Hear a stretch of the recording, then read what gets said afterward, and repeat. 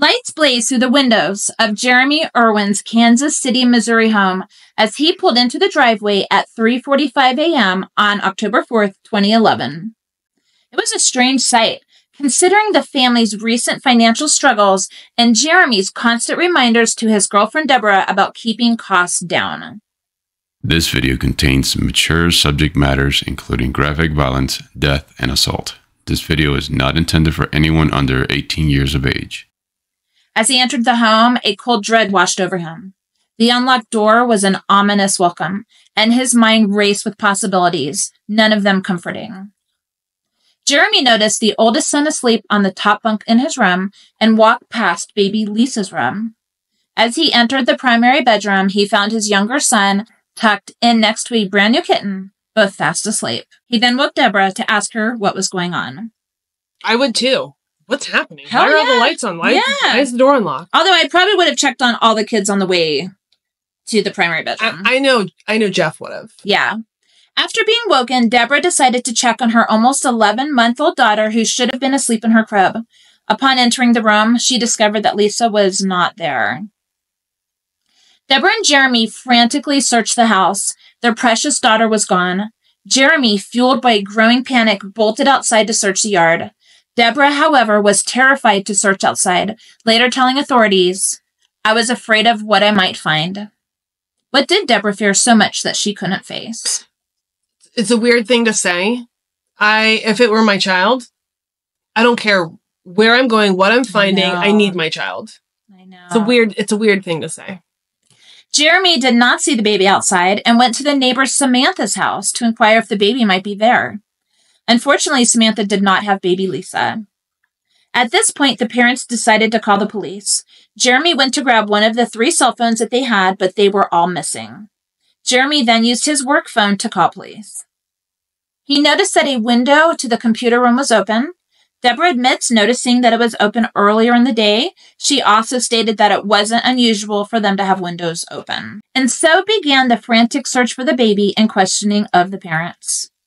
Over the next few days, the parents were questioned extensively. Both parents were very cooperative. Monday, October 3rd, 2011, unfolded much like any other Monday, a deceptive day before the storm. Jeremy, an electrician, left for work that morning. Deborah, a stay-at-home mom, remained at home with Lisa and the 2 boys. The eldest, 8 years old, was from Jeremy's previous marriage. The younger son, 5 years old, was born from Deborah's previous relationship. I cannot confirm whether only the oldest boy went to school that day or both boys went to school that day. But Lisa was also home, and Lisa was a child of both Deborah and Jeremy. Jeremy came home from work at 2:30 that day.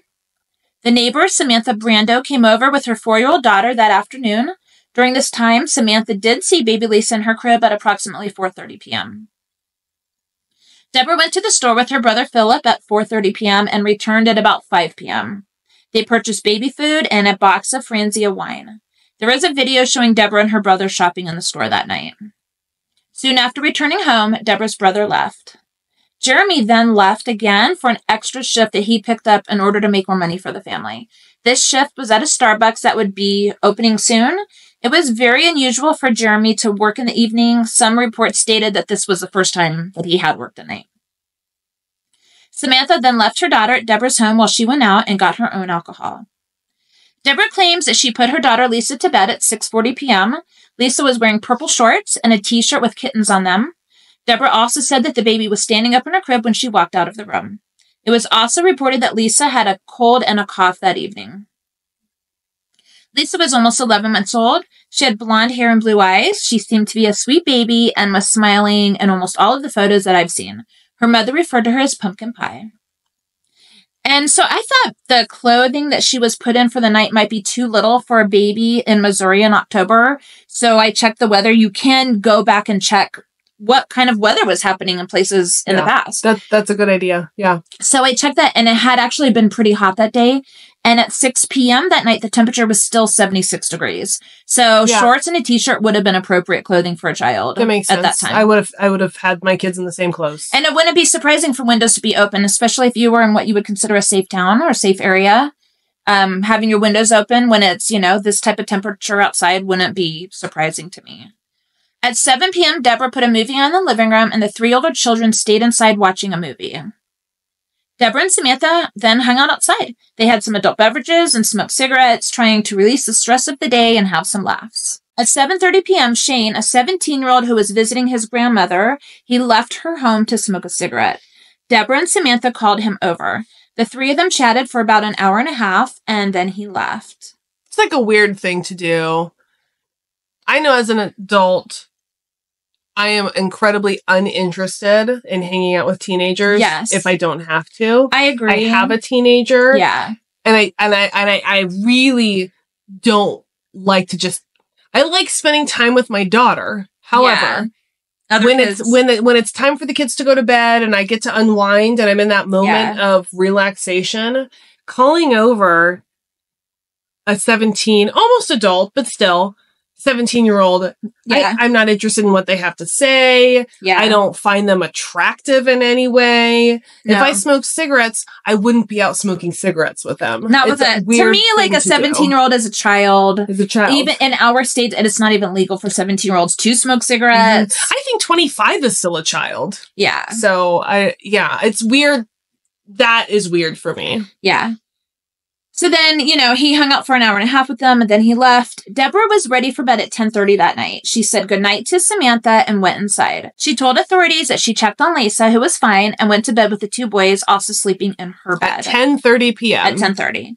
Samantha went back to her own porch and stayed outside for another hour or so. Shane also went back outside to smoke another cigarette. Shane and Samantha spoke to each other from their own porches during this time. Shane said that he did not see any children during that time that he was outside.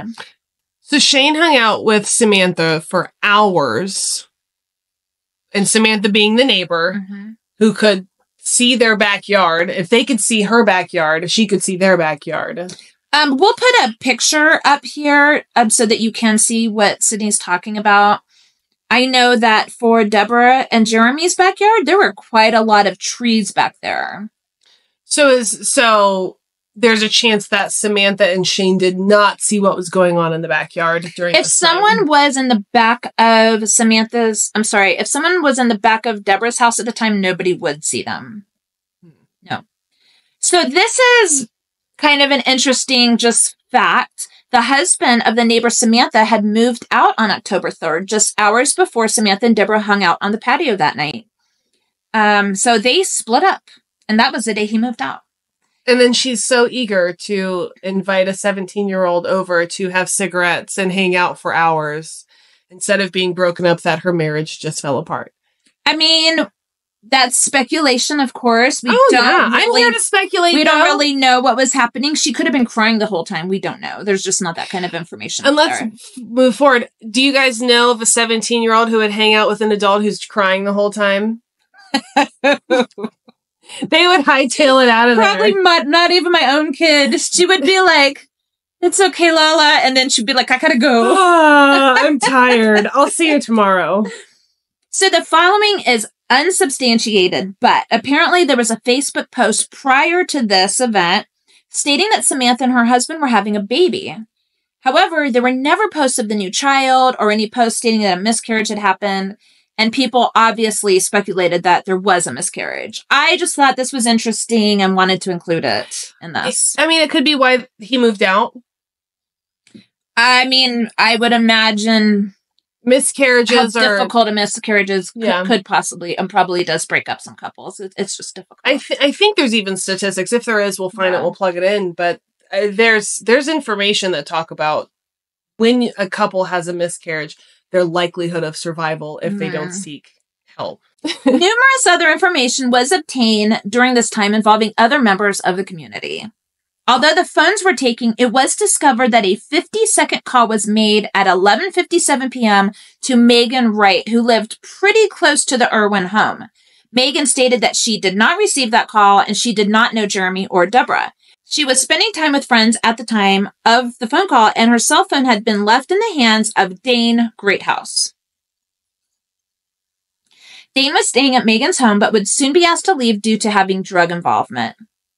Greathouse was cleared by police in regards to the disappearance of Lisa. Dane Greathouse would later be arrested for stabbing a person who he claimed was vandalizing his car. That's reasonable. Yes.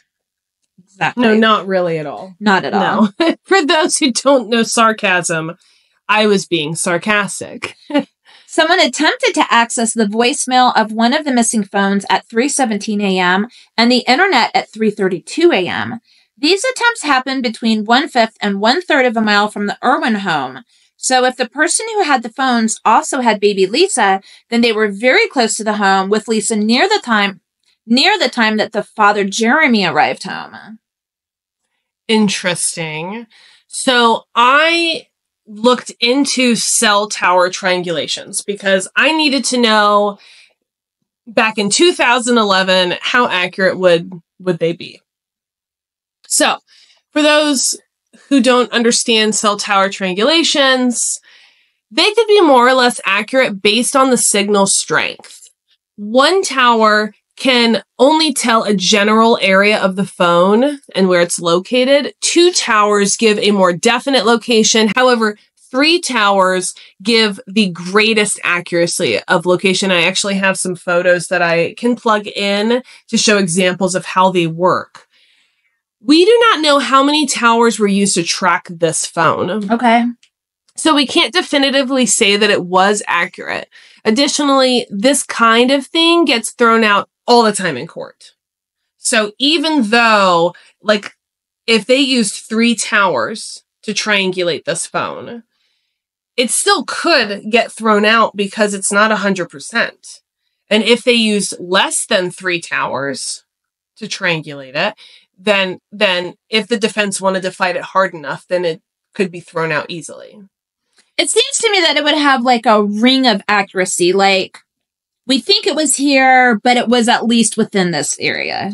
You know what I'm saying? That's how when you have one tower, how it works. Like, it's not going to ping where we live here when the phone is actually 30 miles north of here. Correct. Okay. So one tower can pick up a couple of miles radius.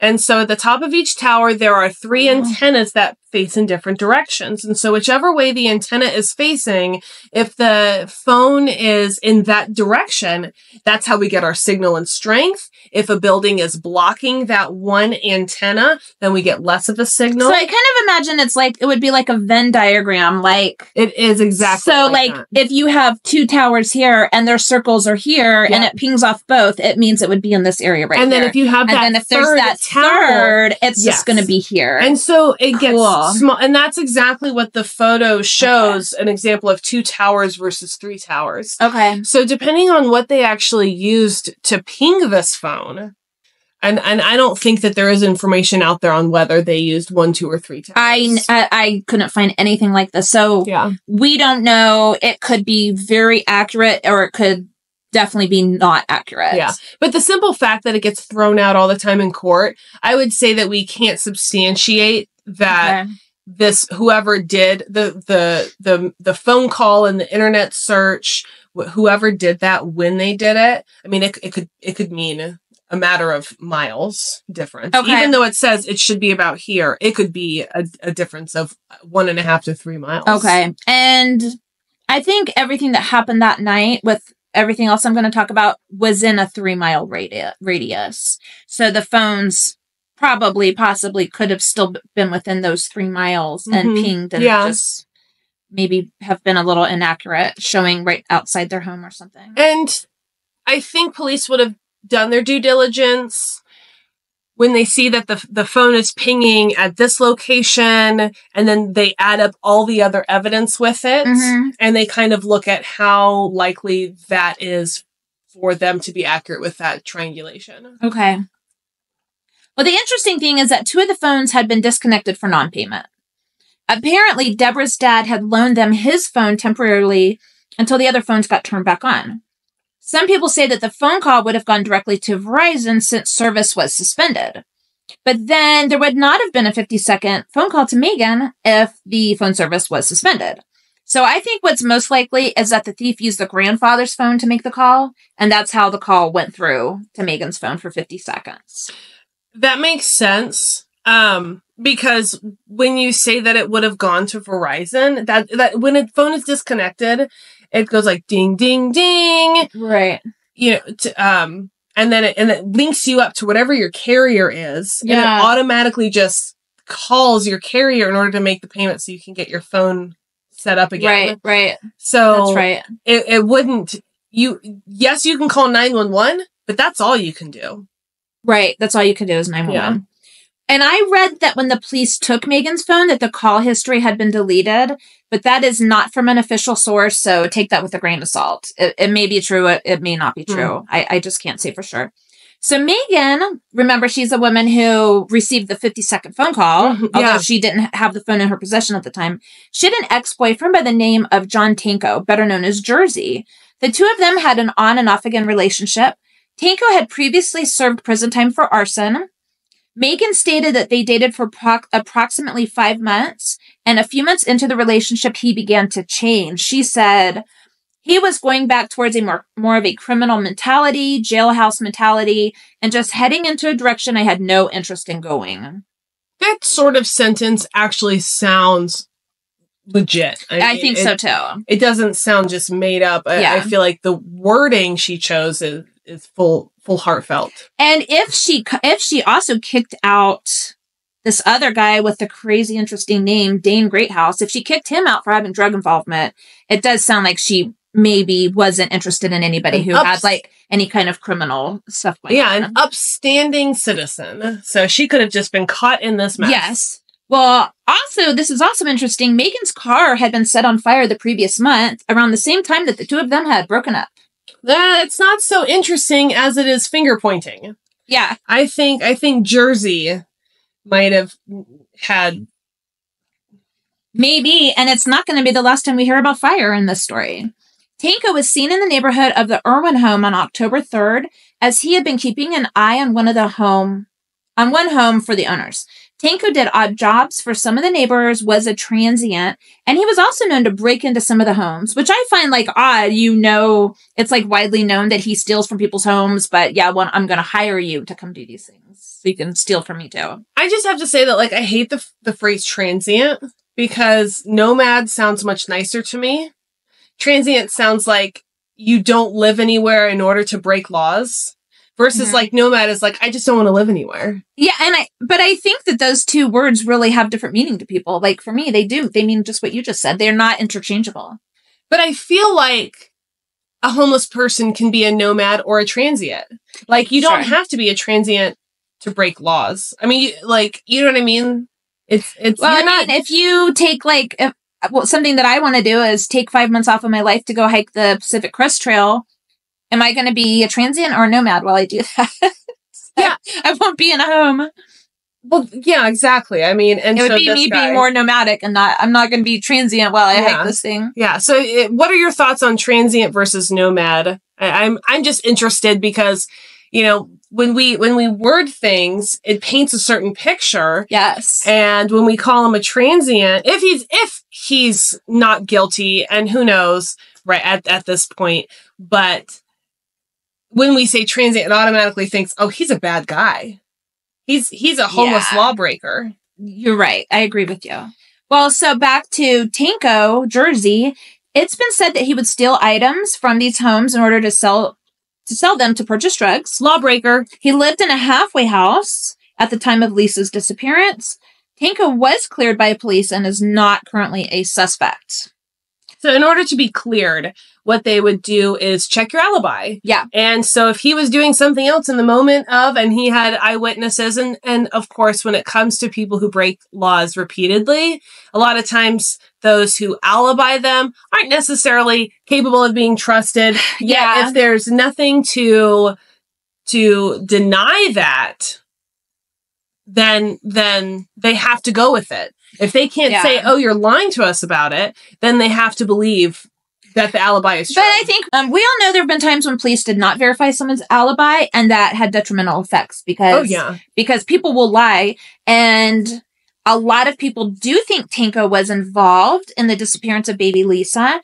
And a lot of people did talk about his alibi being not a good alibi.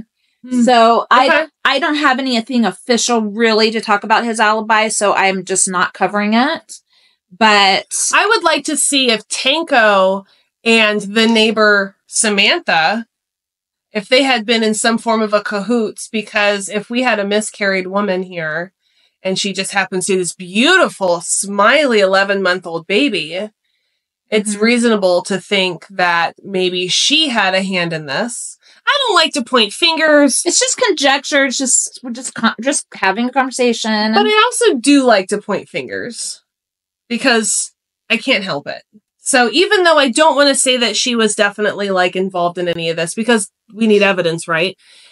I would also like to say, maybe. Well, there were also reports of a man carrying a baby that night. One man was riding his motorcycle at 4 a.m. and saw a man about 3 miles from the Irwin home. The man was carrying a baby who was undressed. The witness thought it was very odd. It would be very odd. You don't ever want to see anybody carrying a baby late at night anywhere and just walking, do you? Yeah, no. That would be odd no matter what. I'd have red flags. Yes. Setting off. I actually would probably call the police if I saw that because literally there's something wrong. If somebody's walking around with a baby in the middle of the night, something's wrong. That's not a normal baby. Should be sleeping somewhere, not with a person carrying them around. Well, so he stopped and asked the man if everything was all right, and the man waved him off. He described the man as 5'7", 130 to 140 pounds, and in his late 30s or 40s. Huh. So a nearby neighbor who lived 3 houses from the Irwin family also saw a man with a baby. The husband was coming home from work, and a man was walking nearby holding a baby. The wife, who was looking out the window, also saw the man. They thought it was so odd that the baby was not wearing clothing and that there was not even a blanket to keep the baby warm. Probably the same guy. I mean, you would think how many people are walking around with a baby. Right. Yeah. At this time, this night, you know. Exactly. But what I wonder is, like, did they ever get a police sketch from the husband, the wife, and the motorcyclist? There is. To match, to make sure. Okay, well, let me just read what I have here. According to weather reports, the low temperature that night was 57 degrees. Definitely too cool for a baby to be outside with no clothing or blanket. The police were able to find one man who fit the description, but he had an alibi. It's probably John Tanko. Oh, man, I wonder, though. That's interesting. There was also a dumpster fire at 4:30 a.m. that same night, not far from the home of the Irwins. What time, did they see the man walking with the baby? Was it 3:30? The one witness saw him at 4 a.m. So by 4:30, there was a fire. Okay. So the dumpster fire was in the same apartment complex where Megan Wright lived. Bum, bum, bum. There were reports that the fire was flaming quite high above the dumpster and that there was likely an accelerant used. When investigators searched through the remains of the fire, they did find infant clothing. When the clothing was shown to Deborah and Jeremy, they stated that it did not belong to Lisa. I've got it figured out. You want to save it for the end, or are you going to tell us I'm going to now? say it right now. Okay. So he had help set the accelerant. He was the one carrying the baby. Who's he? Jersey. Okay. Jersey was the one carrying the baby at 4 a.m. He had a buddy set the fire at 4:30 a.m. and said, I was... As a distraction?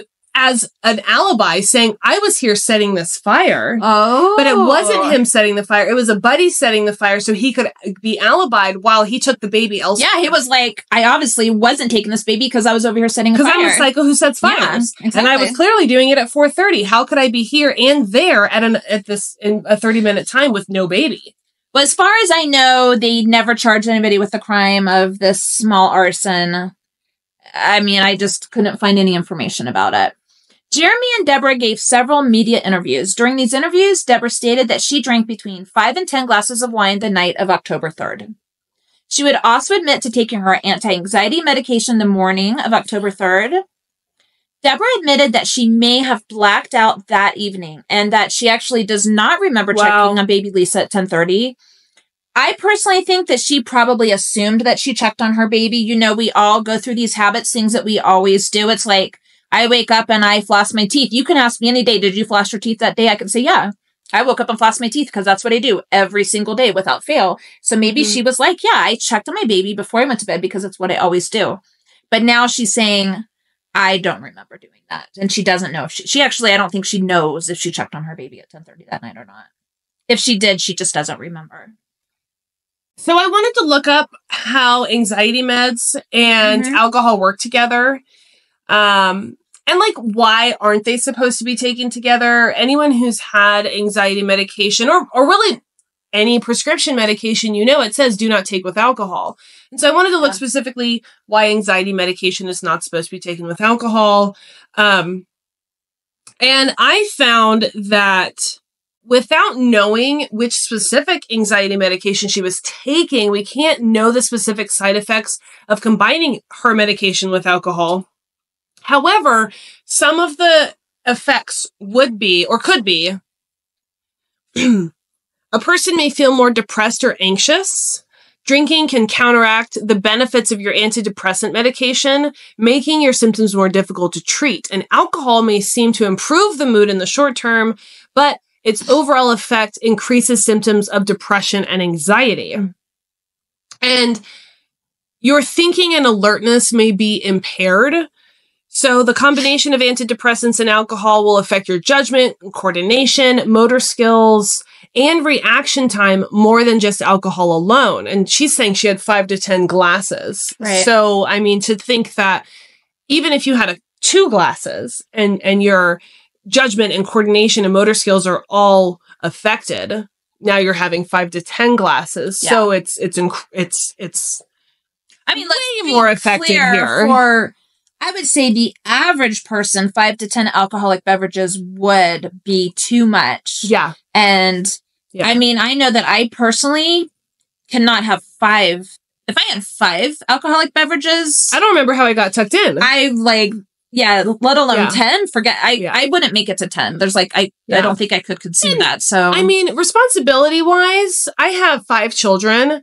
You're not seeing me have that many. I mean, even getting up to 5 alcoholic beverages, I have children to take care of. God forbid that one of them starts having an issue in the middle of the night where I have to help them. The last thing that I found that she might have dealt with is that she had become sedated or even just felt drowsy. Mm-hmm. So a few antidepressants cause sedation and drowsiness, but so does alcohol. So when taken together, that effect is intensified. So when you talk about how she doesn't even remember checking on baby Lisa, I mean, all of those things, she has judgment and coordination, drowsiness or sedation. I mean, she's completely impaired when taking an anti-anxiety with alcohol. Well, my understanding is that they're both depressants and that maybe it's not all of them, but certain ones, if you take them together, it can actually result in death because it can slow your heart. Your breathing and your heart rate so much. And that's, I wasn't able to find that on the general idea of anxiety meds. I think we need specific anxiety.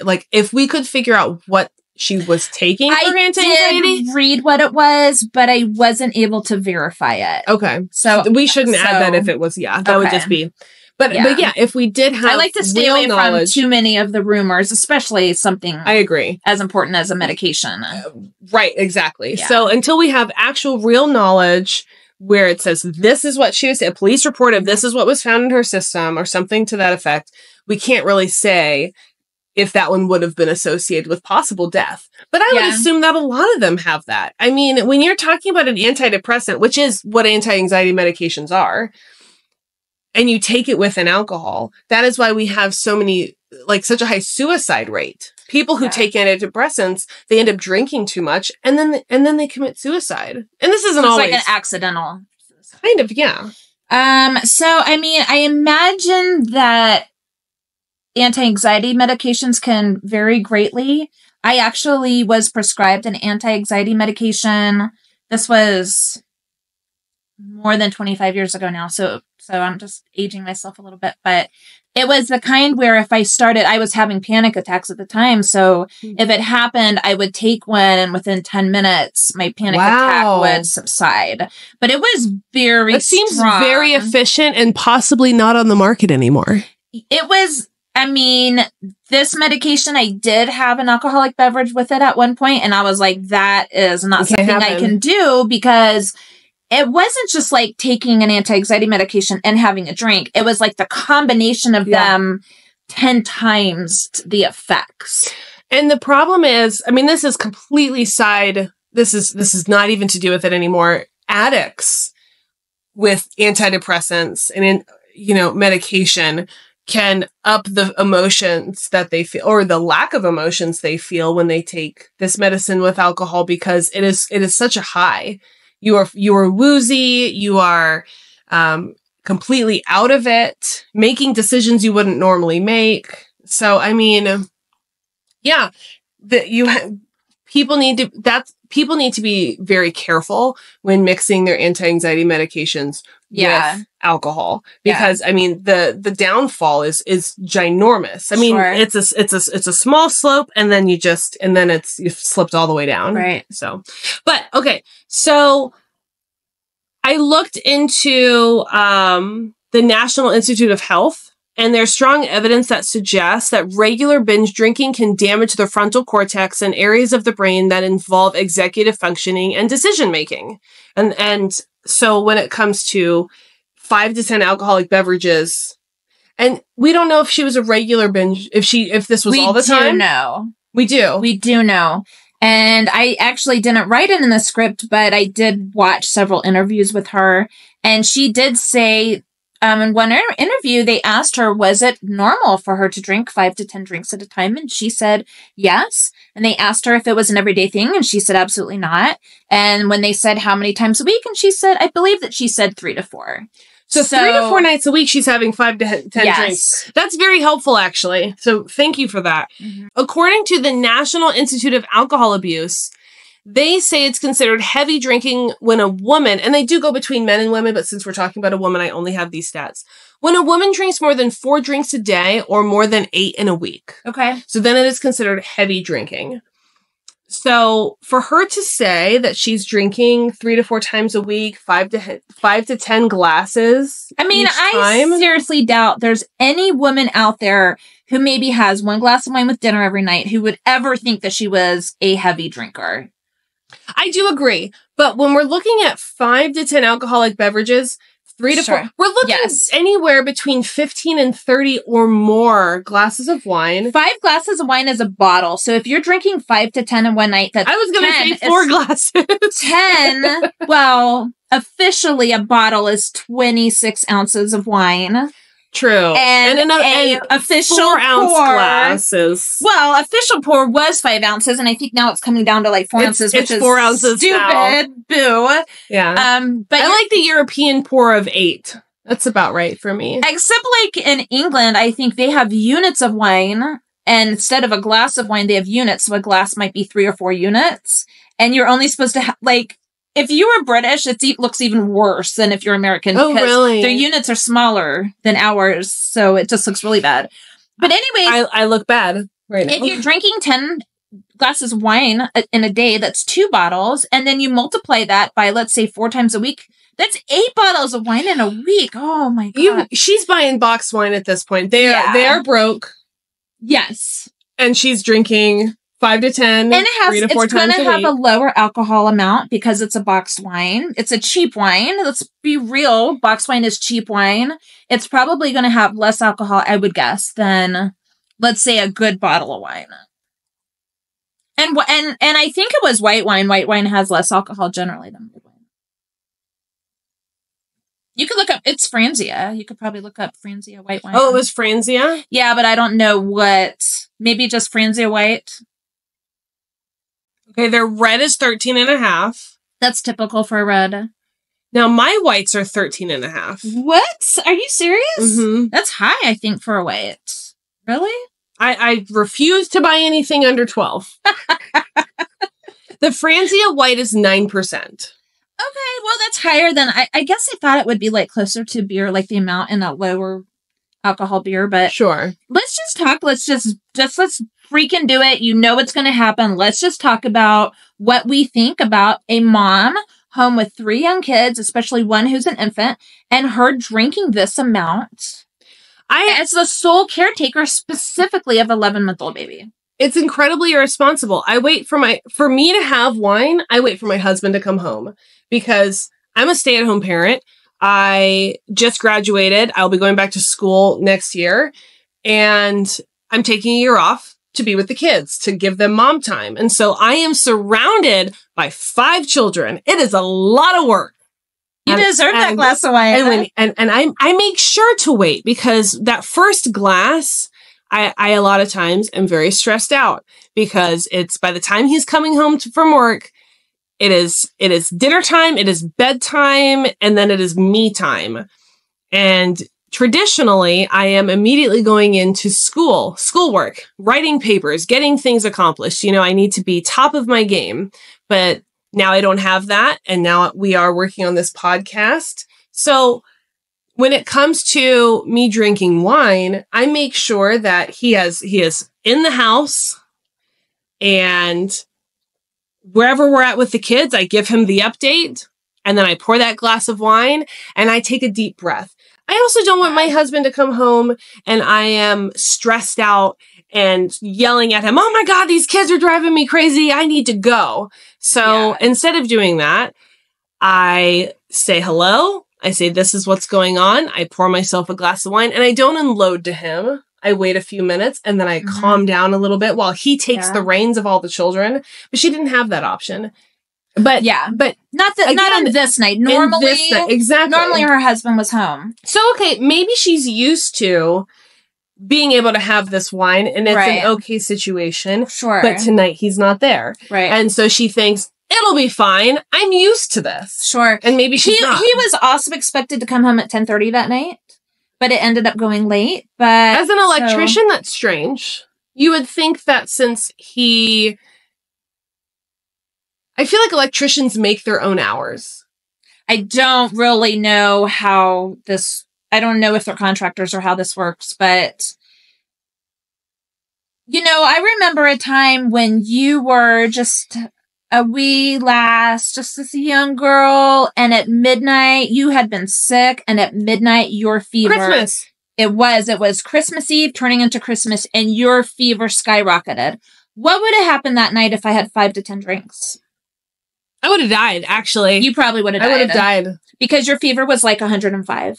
Yeah, I had a seizure. Like, I think your fever was over 105. You were having seizures, and I had to rush you to the hospital. What would have happened if I overdrank that night? No podcast. Bye, guys. Yeah. I mean, literally. But that's my point, is that I only have my drinks because my husband is home, and I can trust that he can deal with the kids while I enjoy a glass of wine. Right. But I've been through my 20s. I did not have kids in my early 20s. I was able to enjoy my 20s. I know what blackout drunk is. I know what I shouldn't be driving drunk is. I know what call a taxi drunk is. I don't know what I did yesterday drunk is. I am 35 years old, and I don't participate in any of those forms of drunk. Oh, no, I would not want to go back in time. I don't want to ever see any of that again. I just, when I saw her in interviews, the interviewer did ask, "You were the caretaker of small children. Don't you find that irresponsible?" And she was like, "Look, everything was fine. My kids were fine. The house was fine. The day was over. I'm enjoying some adult time. There was nothing to worry about. There's no reason why I shouldn't enjoy my adult time." And I'm sorry, I can't agree with that. I just can't agree with that. Not when you're the sole caretaker. I just can't agree with that. I can understand it to a certain extent. So she was expecting him home at 10:30. We don't know when baby Lisa disappeared. No, we don't. The last time, as far as we know, she was seen, 6:40? 6:40. But from another person's 4:30. From her. Oh, right. Samantha saw her at 4:30. And Deborah saying she put her to bed at 6:40. And here's what if this woman is actually not guilty, I would say that she expected her husband home at around 10:30. Mm-hmm. She saw her kid. Everything was fine. She didn't really start heavy drinking until after all the kids were tucked away. That's what it sounds like. Her husband was supposed to be home at 10:30, and she didn't receive a call. Now, if this perp came in, took the baby, took the phones, she wouldn't receive that call, would she? She wouldn't get the text on the dad's phone saying, right, "Honey, I won't be home until 3:45 in the morning," right, which is weird for an electrician. If you're an electrician who's worked past, like, let's say midnight, can you please let me know? I am a little lost at how this man wandered in at 3:45 in the morning. That sounds crazy to me, but let's say she's relying on her husband's text. Mm-hmm. It didn't come in, and she's expecting him home at 10:30. And by then, she's too blasted to actually care. And then she passes out drunk, and who knows at what point baby Lisa was taken. So, you know. And also she's a little bit on the larger side, at least at the time she was. I mean, she was a recent new mom, so she probably still had baby weight, and she drank heavily on a regular basis. So I would say, like, for her to drink 5 to 10 would be very different than for me to drink 5 to 10. You know? Right. Like, I couldn't get to 10. There's, like, no way I could get to 10. I would be, I don't know. Somebody would lock me in a room somewhere for being stupid, probably. No, it's funny. So I have this thing from Dr. George Koob, director of the NIAAA. He says the current body of evidence doesn't show whether there are significant differences between someone who drinks at the level that she did versus someone who never drinks. He says some people can handle the amount better than others. So are you saying that he's disputing what I just said? That he is. That so somebody who drinks on a regular basis isn't necessarily better at holding alcohol than others? Correct. Huh? Okay. Yeah. I think most of it comes down to body fat percentage. Okay. And that's why, like, men are able to drink more than us based on their metabolism. I was going to say they metabolize alcohol faster than we do. And so, they just have better livers or something. When we're looking at a woman who's larger versus smaller, not so much who's used to drinking as often. I think that when someone drinks very often and it doesn't seem like they are as drunk versus someone who's like, I don't drink very often, I'm super drunk, but they have the same amount. I think it's more about being able to hide those symptoms. Kind of like masking it and being like, yeah, I'm not drunk, I could drive. But you're just like, even though you're just as impaired, you can lie to yourself easier and lie to others and make it seem like it's the truth. We've all known those people who are like, driving drunk, I drive better when I'm drunk. That used to be a thing back in the day. I can't tell you how many people I probably ever heard say that. So irresponsible. Yep. If you have a problem with drinking and driving, seek help. Jeremy and Deborah were interrogated for 11 to 12 hours right after Lisa went missing. So, like, a lot of heavy interrogation right off the bat. They wanted to find their child. Deborah even agreed to a polygraph test. Just days after the investigation started, police told Deborah that she failed her polygraph test and that they believe she did something to the baby. I just want to interject real fast. This isn't a long one. For those of you who don't understand how police work operates, they are not legally bound to be honest with you. They can tell you failed a polygraph test without that being true. So they can tell you somebody's giving evidence against you.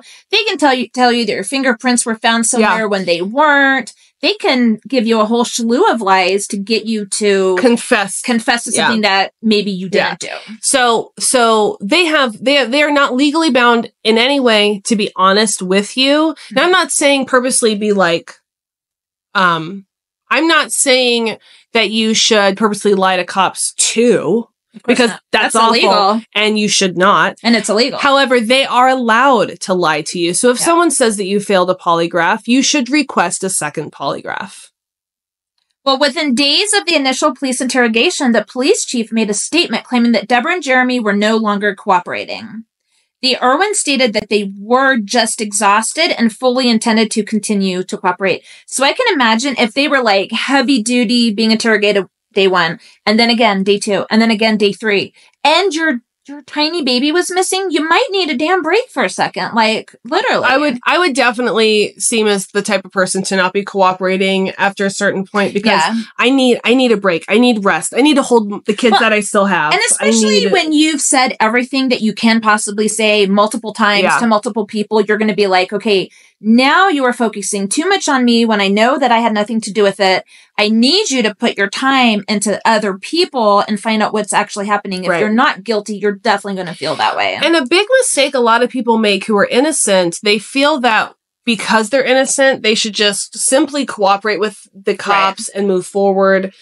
However, statistically speaking, people who are innocent are more likely to be indicted because they don't ask for a lawyer. So even when you are innocent, it's very important that you ask for a lawyer because your rights still matter within this case. And by not asking for a lawyer, detectives can kind of run all over you and drain you a lot like what the Irwins were done with. Yeah. And I don't know if they had a lawyer at that point. I'm going to get to it. But they should have had a lawyer the second this happened. I don't know when they got their attorney, but it was pretty quick. Okay, I can't say it was like day 1 or day 2, but it was in that month of October. Deborah and Jeremy were being represented by famous celebrity defense attorney Joe Tacopina. Some of his famous defendants included Joran Vandersloot, the man who admitted to killing Natalie Holloway in Aruba. He also defended Michael Jackson, Alice Rodriguez, and most recently, former President Donald Trump. Oh, wow. It sounds like he really defends the ones who committed the crimes. I'm never going to leave that in there. Joe Tacopina would later state that Deborah did not fail her polygraph and that the police stated that she failed in an attempt to get a confession from her. Deborah stated in interviews that she was afraid she would be arrested. She said, quote, "The main fear with that is if they arrest me, people are going to stop looking for her and then I'll never see her again," end quote. That does not sound to me like a mom afraid of going to jail. That sounds to me like a mom who's afraid that they'll never find her child. I just have to say, anyone could say that sentence. If I was guilty, I would know to say that sentence, right? I mean, I know that a lot of people aren't that smart, but nowadays I feel that if you want to look innocent, you say the least guilty thing, which would be, help me find my child, stop looking at me and find the real perp. And people do say that, but let me just add, I have watched way more, let's say, police interrogations of parents who did actually do something to their child. And I personally don't believe Deborah responded in a way that seemed guilty to me. So she seemed very genuine. She did. Yeah. She did. She seemed extremely genuine to me. I think, did she mess up with the alcohol? I do think she messed up with the alcohol. And could that have played a role in someone taking her child? Maybe it did. Maybe she drank too much and she just didn't hear something that she normally would have heard. Maybe. Yeah, maybe her husband or boyfriend came in, saw her passed out, took the baby, and then said, I've been working since 3:45 a.m. The first polygraph was created in 1921 and was used to measure continuous changes in blood pressure, heart rate, and respiration rate in order to aid in the detection of deception. We all know that. I wanted to give a clear idea of why the polygraph was created. Advocates such as the APA claim a close to 90% rate, while other studies claim a much lower statistic, pointing out variables such as personality type, a person's ability to deceive, how deception is measured, reaction to triggers, and an individual's stress level, guilty or innocent. So basically, they look at, so APA, when they give a 90% accuracy rating, what they're looking at is that the polygraph does detect blood pressure, heart rate, and respiration rate at a 90% accuracy level. Now, does that necessarily mean that they're being deceptive? No. So even though the polygraph can detect those things, it doesn't mean, it could mean that you're just nervous. Sure, I would be nervous. Yeah. If I ever had to take a polygraph, I'd be super nervous. Yeah. So it doesn't necessarily mean that you're guilty or innocent, but it does mean that, yes, they can detect those things. So in the most recent study, which came from this year, 2024, they found that there was a potential for a 5% margin of error on standardized exams. The majority of official organizations offer a second exam for test takers who fail. So assuming that the two tests are independent, like if the procedure is carried out properly, they should be as independent as possible. The probability of failing to detect deception in both tests would be 0.25%. indicating that on average, approximately 99.75% of deceptive individuals would be identified as such by both examinations. So they found that even though everything I said before about how the APA finds a 90% accuracy level, they're looking at a 5% margin of error. So that means like give or take 5%. Overall, they're seeing that 99.75% of polygraphs can detect if a person is being deceptive. So yes, it's possible to fail a polygraph test even when telling the truth. This can happen if the subject is highly anxious or stressed during the test, right? I mean, I would be if I had a polygraph where my child is missing. Right. I might fail because I am riddled. I am going to be crying. I am sobbing. Well, what about the point that you also are probably answering a lot of questions from the night of, and you were too drunk to remember anything? True story. Exactly. So you may look deceptive when you're just trying to guess. Yeah. So, but that's the other thing. And I think with polygraphs, if you believe what you're saying, then that's enough to make you look past that portion. Yes. Yeah. So if you really believe that you checked on your child at 10:30, if you really wholeheartedly believe it because you do it every night, why wouldn't you have done it? Then it shouldn't come off as deceptive. Yeah. But if you second guess yourself even a little bit, it should come up as like a little, that there might be a lie there. Right. And so then they would question why that feels like a lie. Right. Failures due to stress on a polygraph happen infrequently. So they don't normally find a person who failed a polygraph and say, oh, it was due to stress. That's because they all confess, even when they didn't do it. So it's not considered actually erroneous. There is a separate statistic on this and how when a police officer says you've failed, a lot of people tend to. There is a number that I can look this. I don't know off the top of my head, but I had to write a paper on it, and how an amount of people actually confess when they are completely innocent based on a failed polygraph. They could do a whole show on that. People who confess that didn't do it. Yeah. And that's common. I mean, Central Park 5, but that didn't have to do with the polygraph. That had to do with them just telling them, interrogation techniques. Your buddy told me you did this. Oh, well, and then they, Yeah.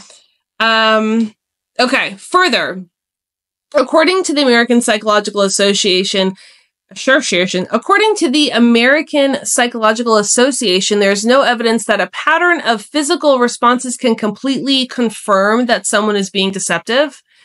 It's used to measure levels of fear and physical responses, not actual lies. Sure. That makes sense. So everything that I just said when it comes to percents and everything, it's not measuring actual lies. There's no way. It is based on fear and physical responses. Which is a lot like body language. People who know a lot about body language, they're not actually going to say, oh, you lied. I saw your eye twitch. That means you lied. Mm-hmm.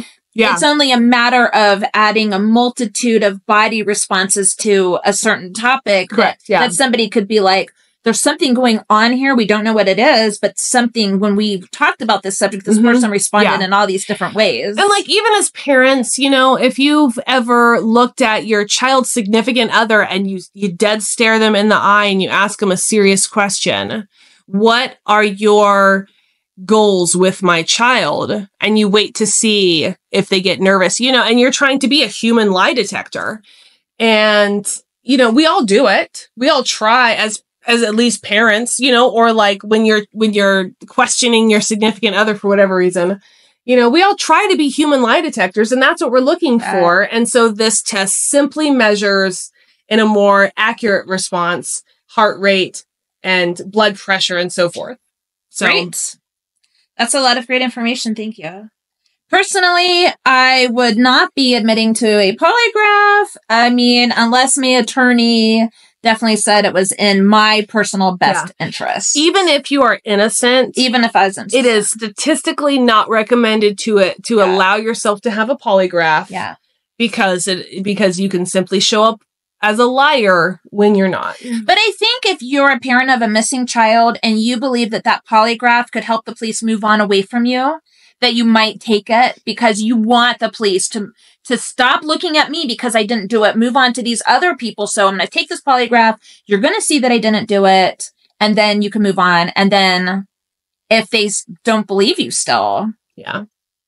I mean, we're going to talk about more of that here, but. It more should be like, if you want to take the polygraph, check with your lawyer. If the lawyer's like, yes, go ahead, then do it. I mean, I personally wouldn't take a polygraph because they could just flip it around real fast. Yeah. So I mean, it's an interrogation technique is what a polygraph is. Yeah. They use it to help get more information from you, and then they can take your answers and be like, hey, you weren't truthful here, even though you know that they're not really telling, they don't know if you've been truthful. They only know how your body responded to a question. Yeah. But they just use it as an interrogation technique. There have even been cases when police officers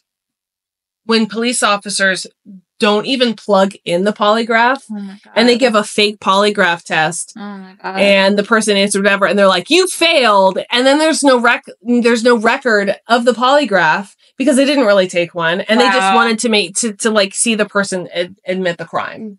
Wow. So. Well, on October 19th, 2011, so this is now, the baby has been missing for 15 days? Two weeks. Yeah. Police conducted a search warrant on the Irwin home. During the search, investigators removed a multicolor comforter, purple shorts, a Disney t-shirt, a glowworm toy, a Cars-themed blanket, a roll of tape, and a tape dispenser. They removed large portions of carpet and even dug around in the backyard. Cadaver dogs were brought in as well. The dogs got a hit on the side of the bed shared by Jeremy and Deborah, but on Deborah's side of the bed.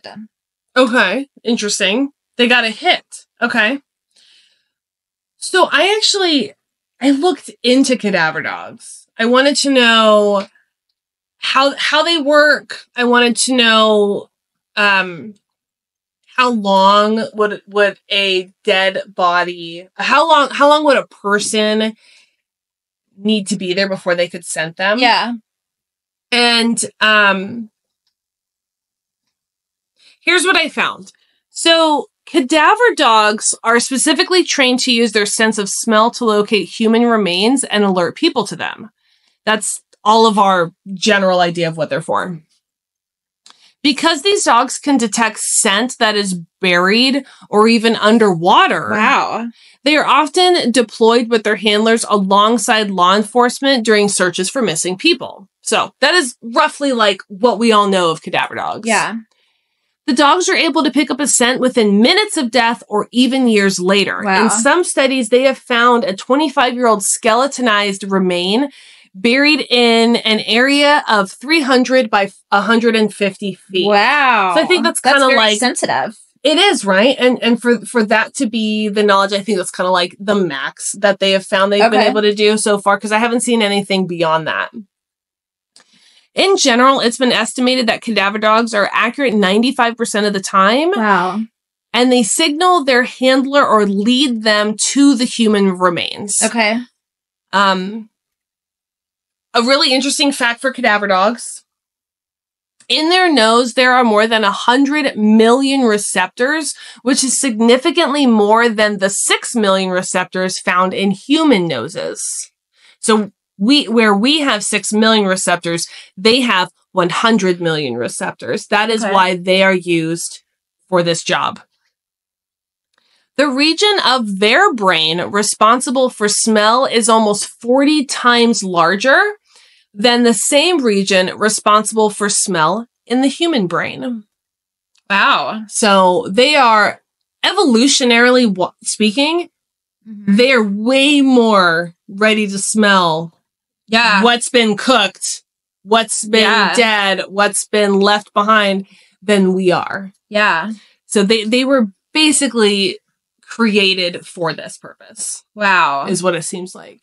There was something to do with cemetery. They tried to see how accurate cadaver dogs could be in a cemetery, which of course has a ton of dead people.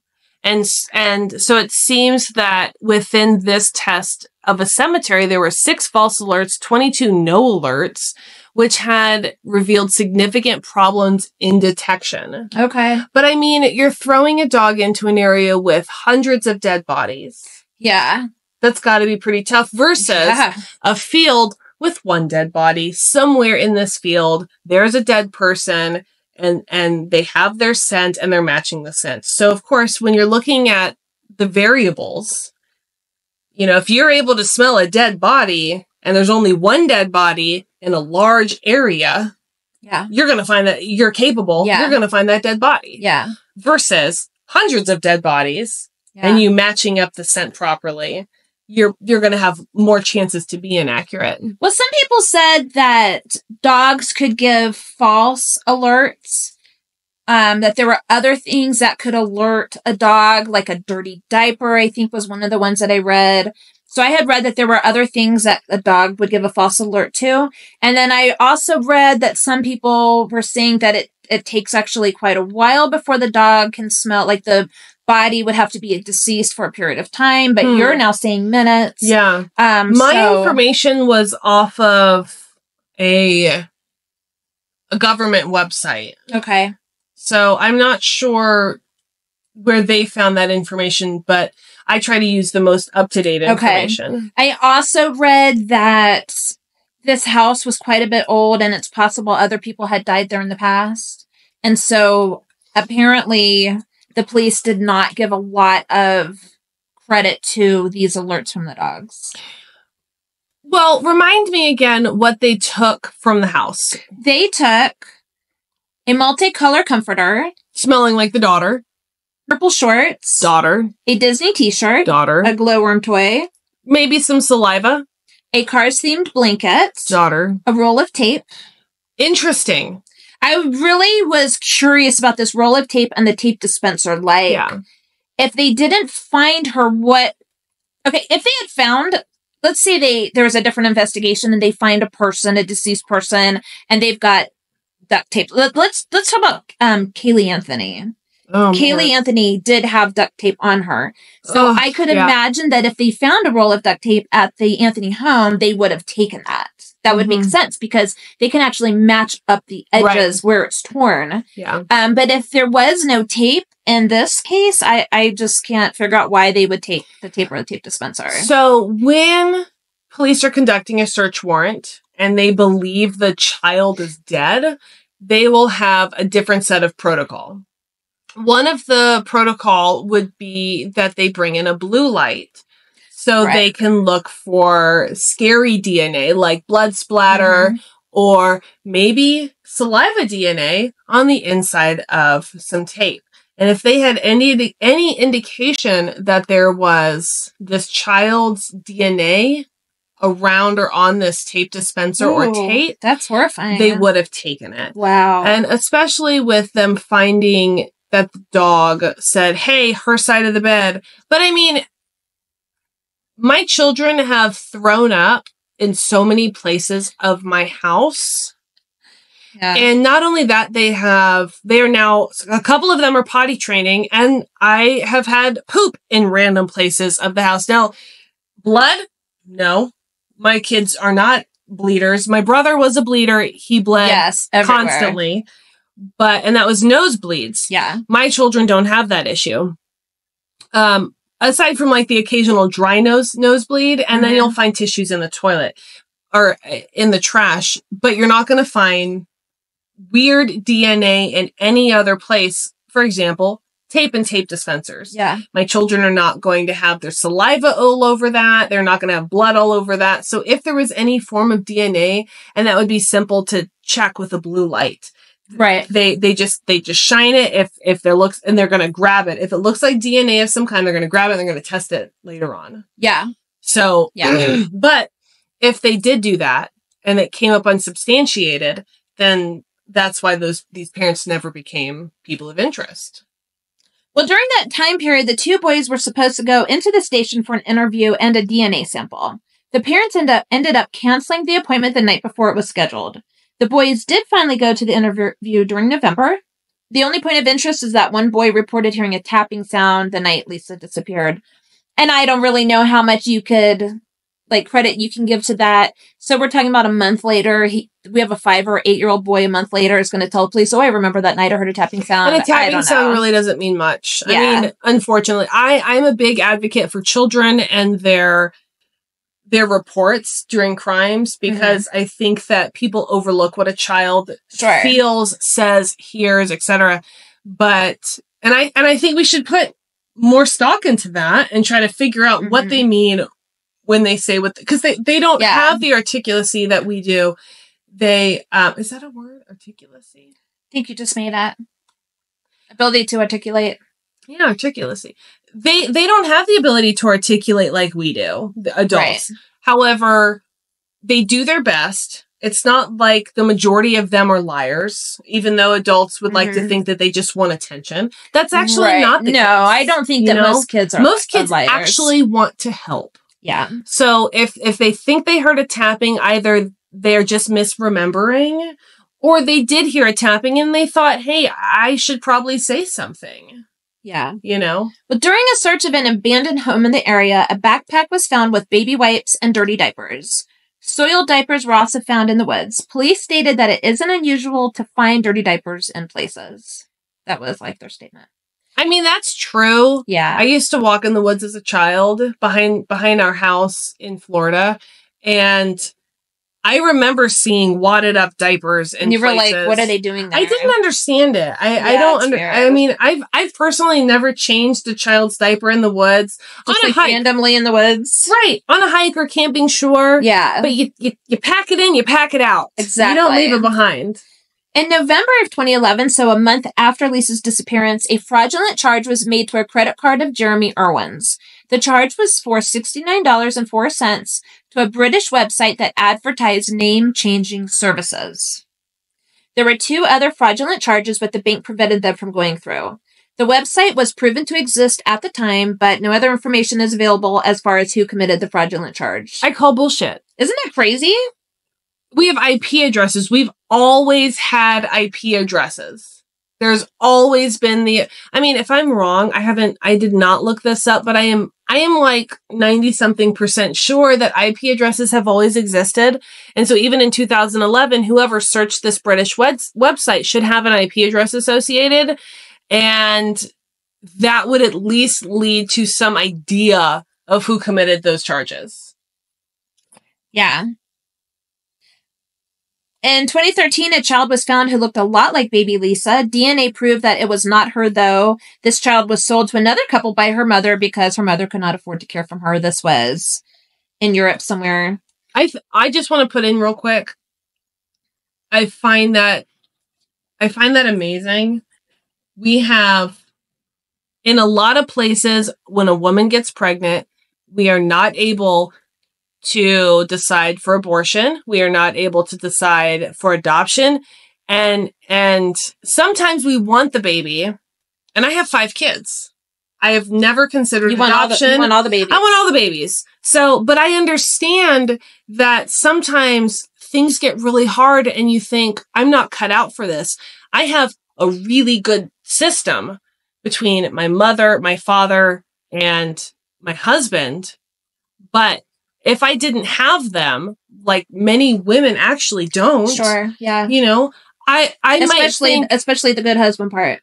It's so helpful. Yeah. Oh my gosh. And so I might think maybe I'm not cut out for motherhood. Maybe this child deserves better. And so I can understand a mother thinking I should just sell my child. I mean, for real though, make sure that they're a good person. That's why we have adoption agencies. Yeah. Because they vet those people, making sure they're not pedophiles. But I don't know that they do a great job of that either. Not always. No, they don't always. So, but I do understand the need to think I'm not good enough at this. Someone else should do this for me. I mean, we need better systems for these things. I've cried to you thinking, I'm not cut out for this. Help me or take my kid. Yeah. And this was before this was in the way beginning of everything. But I understand that feeling. Yeah. I get that. So I'm not going to mom shame, you know, and I think that it's hard for a person to say, I can't do this. I need help. Yeah. And that's why we should always have those the fire departments who let you drop off your child up to like 2 years old. Yeah, that just needs to be like expanded a lot more. Up to 2 years, that's not even the hard part. Let me tell you, I have a 7-year-old who's acting like a teenager right now, and a teenager who's acting like a baby. Okay? That is hard. Yeah. When no one acts their age, that is hard. I get the babies and the 2-year-olds. I can handle the poop on the walls, even though sometimes I want to pull my hair out. This is like talk soup. I know. So we're that is like all of the main information. Is there anything that you would like to say about everything we talked about? Or I could go first if you want. It's up to you. Why don't you go first? I have thoughts on the father. Okay. So that I want to add in a little bit later. Okay. Well, my opinion is really that the police dialed in on the mom. They did. And I think that they may have dropped the ball on who was the guy carrying the baby, dropped the ball on the phone, dropped the ball on the fraudulent credit card charge, these fires that were set, this John Tanko guy. I think there's a lot of like crazy information that happened that night. And I also think that the fact that the dad worked that night when he either never worked or almost never worked, it seems to me that maybe somebody knew about the baby, was watching the house and was like, oh man, the dad's not home. This is my night. And, all the phones were put together in one place. I can't remember if it was a kitchen or the computer room, but this person took those phones as well. Like, where's the phones? Where are the phones? I mean, one possibility is that there was an accident, okay? I know that people are going to say, well, maybe the baby wasn't taken if the parents involved.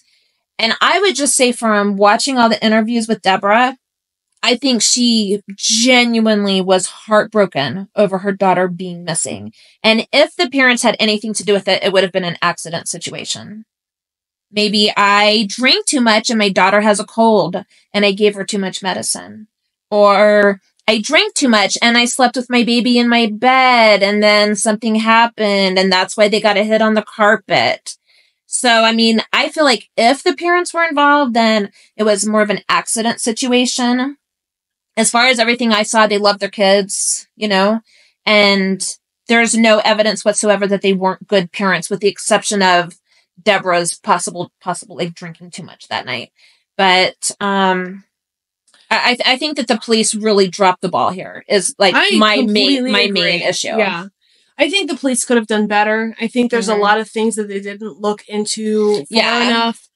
A question. So you said off camera that the parents have like a website or an email or something they do go to. Yeah. And I can put it on the screen. Are they still together? As far as you can tell? I can't really tell, and honestly, I didn't look into that. Okay, because I have issues with the father and his alibi. Mm-hmm. So I know that he is an electrician who went to go work at Starbucks. Now, Starbucks, like many places that have a grand opening, you've got people coming in at many hours, and he's an electrician. So I could see him working into late hours. What time did he leave for work again? You said like 4:30 or... I think it was 6. I want to say about 6 o'clock he went to that second shift in the day. So we're looking at like 2 a.m. would be an 8-hour shift. I'm not sure how long electricians generally like to work. Well, he was expected to work until 10:30. So it ended up going long. Right there too. So we're talking 10:30 and he didn't get home till 3:45. Mm-hmm. I find that completely bizarre. He has a work phone. He should have been able to communicate with the one out of the 3, the one working phone that was lent to them. Mm-hmm. He should have been able to communicate, hey, I'm going to be home later. And there's no information right now that says he did. Right. So my issue is that this leads me to believe that with him being gone randomly and later he doesn't work evenings. So for him to be gone this night, it feels like that someone who had an intimate understanding of his work schedule might have been behind this. Because for him to be, so if she's a regular drinker like this, and then for him to be gone this night randomly out of the blue, you know, they would need to know, okay, well, he's not going to be back until this time. She's going to be drunk by this time. Yeah, I see where you're going with you know, this, yeah. And well, we have a couple different things to respond to what you just said. We have the neighbor who potentially miscarried not long before this. And we all know that a miscarriage creates a lot of emotions in a woman. It's a very difficult thing to go through. I'm definitely not accusing the neighbor of anything. I'm just bringing up the topic that maybe that's something. I couldn't find anything about her being interrogated by police or anything like that. So I don't know what happened with that. We also have the John Tanko guy who's always in the neighborhood. He was in that neighborhood that day. The whole thing, from what I can tell, like, John Tanko knew what was going on in this neighborhood. This was the neighborhood that he was always around, helping people, stealing from people. He was around there all of the time. How is he still working with people while stealing from people? I think that's super odd. He had just broken up with his girlfriend. What if he was like, I'm going to bring her a baby and then she will like me again? I don't know. People think stuff like that sometimes. Or did he create a relationship with this chick, Samantha, where her husband had just moved out that day? I don't know. I don't know. I think where I was headed with it is that whoever did this, whether it was the dad who had some strange nighttime shift randomly where he can say, yeah, I was working from this time to this time, and he got rid of the baby himself. People do speculate that he was involved and that's what he was doing late at night. There is speculation about that. It's super weird to me. I mean, I would be incredibly suspicious if my husband had a random shift and then didn't come home at the correct time. Yeah. So it's not the random shift that gets me. It's that he was supposed to be off at X. And then does it 5 hours later? To me, so here's where my mind goes with this, is that Starbucks is opening soon. The electricity had to be done. That's why he was called in at the last minute. Do you want to pick up this shift? Because Starbucks is supposed to open in 2 days. They have a grand opening. Is that? No, I don't know that it was 2 days. I'm just like, it's just conjecture. But like, what if Starbucks was opening in 2 days and, oh my God, this electricity is not right. And they were like, oh, it's going to be an easy fix. And he got in there and this wasn't an easy fix. And he had to rewire a whole wall and they absolutely had to get it done. And maybe they're paying him 3 times his rate. And you know, his family needed this money. So as far as I know, Jeremy was like, yes, I'm going to have to work like all night, but we really need this money. This is going to help us so much. Maybe I can turn our phones back on. Right? And so, maybe that's, I mean, you know, I would imagine that the police checked his alibi. I don't know that they did. I don't have access to everything the police did. And we know police have sometimes not checked alibis. So do I know that for a fact? I just don't. But the other thought is that because she's so predictable and has her multiple drinks per night, he would know that she is going to drink a lot. And well, she got home with a box of wine before he left for work. So, I mean, yeah. And unless he didn't pay any attention, he probably would have seen her walk in with this. I mean, it's not a little bottle. It's a box of wine, you know? And he could expect that, oh, she'll probably finish most of that tonight. He knows what her habits are. Come on. Exactly. So let's say he comes home at 10:30, 11 at night, sees her passed out, wants to get rid of the baby or give it to Samantha, his neighbor. I think it's weird that she miscarried and says says, oh, I saw the baby at 4:30 exactly. I think it's weird that she knows exactly the time she saw the baby and also had a miscarriage and also lost her husband that same day. I just find all of it. I find all of these little people very strange. The whole thing that her husband had just moved out that day, and then the baby disappeared. Like at the same, that to me was just an odd set of coincidences, which I generally don't believe in. So. I'm super sure that they checked that husband to make sure he wasn't holding a baby, because your due diligence as a police officer would be to check every person that comes across your table. But he would be one of them. Let's talk about the walking around with a baby thing. If you're stealing a baby, are you going to walk around with it? What are you going to do? If I'm stealing a baby, I'm going to act pretty fucking normal. You're going to pop that baby into your car as fast as possible and get the hell out of there. Not if you don't have a car. But not if you don't have a car. And who wouldn't have a car? Jersey. That's correct.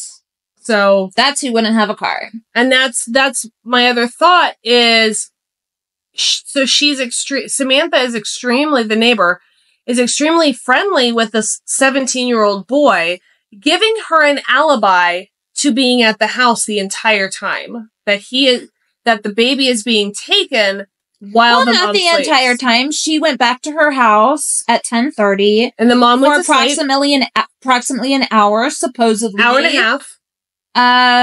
It was an hour. Shane talked to them for an hour and a half earlier. Okay, but when Deborah went to bed, Samantha said she stayed outside for an additional hour. So if what she said is correct, then she was outside until 11:30, and during that time, Shane came back out, talked to her from where he was staying, and they talked to each other from patios across the way. Oh, he wasn't at her house? It was from patios across the way, wherever his house was in relation to where hers was. Huh. But then, so she said she was only outside for an hour and a half, which would have meant that she went in at 11:30. So there was still 4.5, well... Because they saw the man walking with the baby at like 4:30. 4 o'clock. 4 a.m. Yeah, that would mean to me that the baby was stolen at that time, but more than likely the baby was stolen hours earlier and then kept quiet, because it's 11 months. It's not that hard to keep a baby quiet. You give it a bottle, you swaddle it really well. But the baby wasn't swaddled. The baby was not in movement. I meant in the meantime, from taking from house A, moved to house B or Woods, and then transported hours later. This baby thing is so weird. If you were going to steal a baby, are you going to walk next to the road with a baby? No, you're going to get out of eyesight of people. You just stole a person. You just kidnapped a person. You're not going to walk next to the road. That's just like bizarro. Criminals are stupid. That's why they get caught. They do stupid things. So, maybe this person who stole the baby did walk next to the road, but to me, it's just like mind-boggling to me that they would do that. If they're not the person that stole the baby, they did a really bad job, because they messed up the investigation and they had a child out in 57 degrees wearing nothing. And then they got away with it. Because we still don't know what happened to Lisa. Let me tell you that Lisa's mom, Deborah, fully believes that Lisa was taken and put into, she was trafficked. That's what Deborah believes, is that Lisa was trafficked. I would believe the same thing. And statistically, when a baby is taken, they actually have better chances of finding that baby, because most of the time when babies are taken, it's because somebody wants a baby. Because they want to have an infant, not because they have other, nasty things in mind. Well, to this day, there is a $100,000 reward for the safe return of baby Lisa. She's not a baby. She's now 13 years old. In March of 2024, she's 13 years old. There was a composite drawing made of what she may look like now, and we'll put that on the screen. Yeah. If you have information regarding the whereabouts of Lisa Irwin or any information regarding her disappearance, contact the number on the screen, and we'll also leave information in the description box. Thank you for watching House of Crime podcast. If you haven't already, check out our 4-episode series and deep dive into the crimes and personal life of the Wichita Killer, Dennis Rader, also known as BTK.